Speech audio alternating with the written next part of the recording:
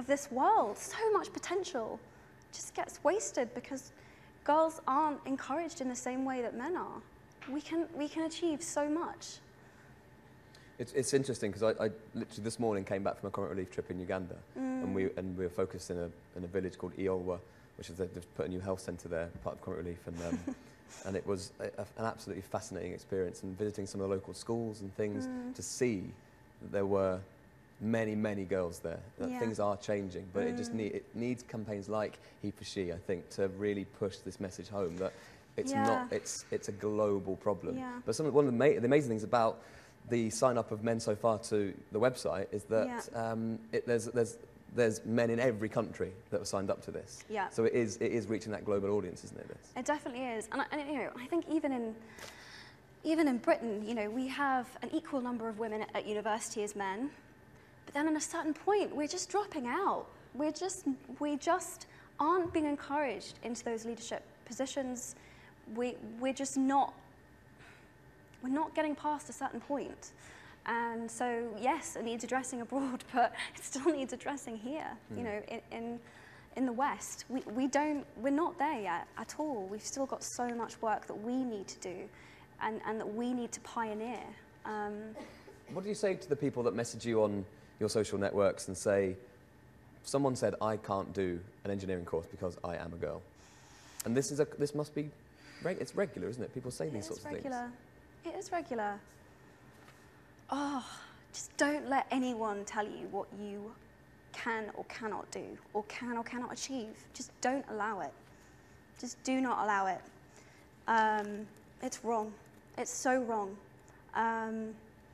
Be whatever you want to be. And that's the amazing thing about social media, is that, you know, wherever you live in the world, or whatever conditioning, or whatever the people around you might think, you can access a whole community of other people that think differently and that want to support you. And, you know, that was a crazy moment for me. It was, you know, not really thinking. I just responded immediately to this girl who texted saying, you know, my dad says girls can't be engineers. And I just said, well, and what can I do, you know, about this? I said, well, go and be an engineer. Just go and prove them wrong. You can do it.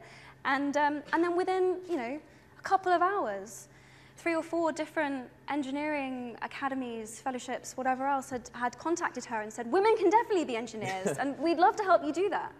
And that's amazing. That's so amazing. That's the amazing thing about what social media can do, is it connects people in the world to a community that they might not be able to access directly around them, and helps them, you know, think bigger. It's cool. We have someone in the audience who'd like to ask a question. Where is Ella, please? Ella, are you here? Now, hold on. We need to get you a microphone, otherwise no one's going to hear you. So, there you go. Hi. Hello? Can you hear me? We can hear you. Okay. Media states you earn less in your film roles in the Harry Potter series than Daniel Radcliffe and Rupert Grint. Is it true? And how can we address the issue of unequal pay between men and women? Good question. Thank you. Interesting question. Thank you. I don't think I would ever even dream of complaining about my personal circumstances. But yes, there is a big problem in my industry, in the film industry, in the industry which I work.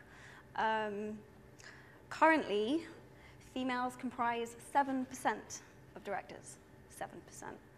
19.7% are writers, 2.2% are producers, 13% executives are women in the film industry. And we know that when you have a female writer or when you have a female director, you know, there's a higher you know, representation of women. So that's a pretty huge problem, which which needs to be addressed. So yeah, thank you for the question. Those statistics are terrible. I know. I think it's really bad. It's really, really, really bad. I think we saw that acknowledged at the Oscars this year. I think there's an awareness, but you know, 7% of directors are female. 7%. Why are we not telling women's stories? Why are women not telling their own stories? directing their own stories. It's crazy. It's got to be done. So where does that start? Does it? I mean, obviously, he for she is very much men and women standing together, working together, to become, you know, for it to become a normal thing that everyone is equal. So where does it begin in tackling it in a thing like the film industry? How do you start that? There have been moments when I've struggled with it in my own life as a woman, which is, for some reason, women are still in a place where we feel like we need to be given permission. Like we need permission to be our full selves, to use our full voice, to want to lead. And I think that has to change with encouragement and role models and you know, just changing that mindset. A lot of the comments that I read on your Facebook page were from a new generation of activists, I suppose. So your young fans who have grown up watching you and, you know, been a fan of yours for many years, and they are a new generation. It makes me so happy to hear you calling my fans like activists. It's so cool because activists. It's true. They are. Yeah, they are. They are. They're a wonderful, powerful army, really. Seriously. But that can galvanise so many different types of people as well. So a lot of the comments were sort of saying, okay, I'm on board. Yeah. Now what? What do you want me to do? Give me some instructions. Give me some instructions. So if there's boys and girls watching this right now, back to school tomorrow, what are the things that they can do? Are they shouting about things? Are they saying you shouldn't really talk about women that way? What are the things that they could do? The simple, everyday things. Gosh. Well, you know, it's kind. I think people feel intimidated because they feel like they have to come up with like some grand, huge scheme that, you know, it's not as complicated or intimidating as that. Actually, it's everyday, it's individuals, it's on a case-by-case basis, taking action, just doing something. Whether it's speaking up, whether it's, you know, just trying to change the way that someone else thinks about the issues. It can be done in so many different ways, and the stories that I've been getting are a testament to that. There've been some really creative ideas, which we're actually going to start publishing people's stories on the website of what people are doing and how they're choosing to help. But I can't tell people. It's got to be your story. It's got to be how you personally can make a difference. And it can be anything. And the smallest thing, the smallest gesture goes such a long way. It does. It really, really does. There were also a lot of comments about the dichotomy. That's a great word, by the way. Yeah. Between chivalry and sexism. Okay, and I think this kind of goes back to what we talked about earlier, which is saying feminism. Yes. I'm a feminist. Am I a feminist? And like a man saying, "Am I a feminist?" I don't know what that means. Kind of treading on eggshells around the whole thing. So there was a lot of people were sort of saying things like, as a woman, would you be offended if a man opened a door for you? And there's a lot of people who think about things like that and go, well, I mean, they're worrying maybe about the smallest issues there. But how would you feel? Because I will base what I do when we leave here on what your I say answer. now. Okay. Yeah. Okay. No pressure. Just to let you know. I love having the door open for me. I mean, isn't that just polite? Isn't that just nice? Isn't that just a nice thing to do for someone else? I love having the door open for me. I love being taken to dinner. It's so great. But I think the key is, would you then mind if I open the door for you? Absolutely not. In the corridor. No. Excellent. I'm lazy. Well, then that works great. Yeah. I'm polite and you're polite. Yeah, absolutely. And we're making the world a better place with this small, kind, polite gesture. It's great. And again, you know,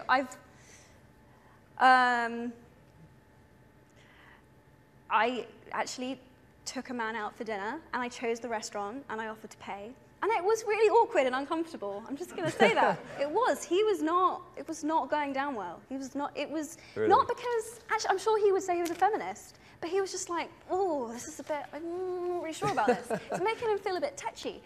But the cool thing about it was, was that we were both willing to have the conversation about why it was awkward or why it was uncomfortable or we were able to have this dialogue where I was like, well, it's okay.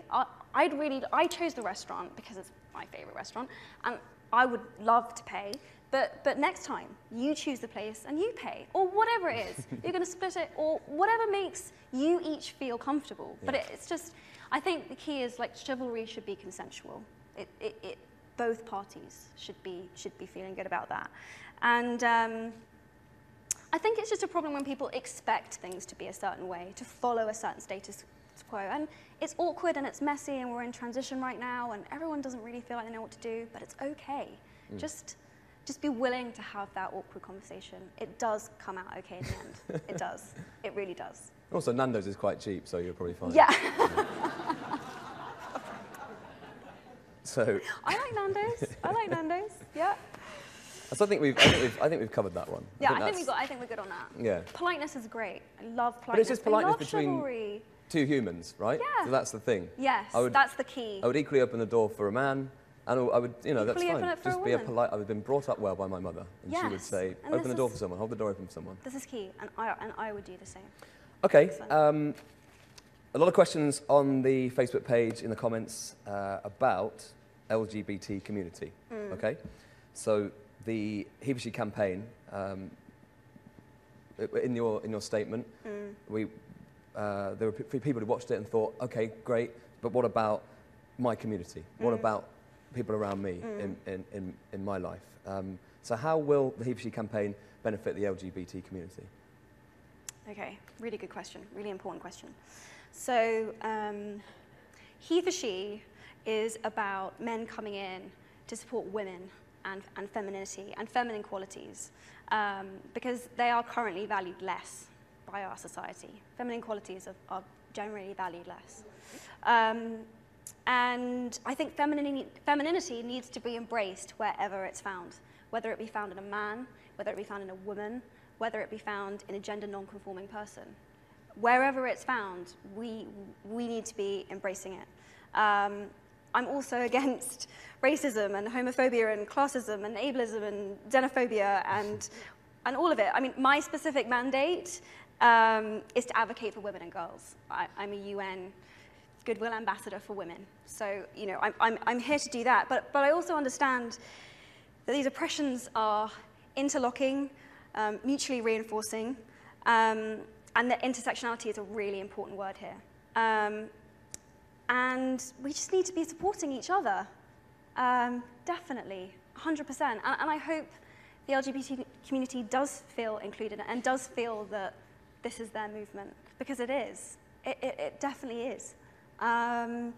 So if the UN Secretary General is watching this, my dream would be that I would be working for the UN Equality Agency, that gender equality would be such a thing of the past that wouldn't even need to exist. It would just be UN Equality Agency, period. Full stop. Yeah. Done. That's the dream. That is the dream. There was a question that just flashed up a minute ago, actually, up here, which was, I don't know where, it's gone now. Oh. It's gone. But it was, there it is. Oh. That was clever. How did you know what I was thinking? Wow. It's Facebook, they know everything. It was, oh, it's gone again, great. It was basically a question which said, if you didn't do something now with this campaign, with He for She, what do you think would be happening in 10 years' time? And what are your fears about, what are your worst fears about in the next 10 years if we don't make a stand now?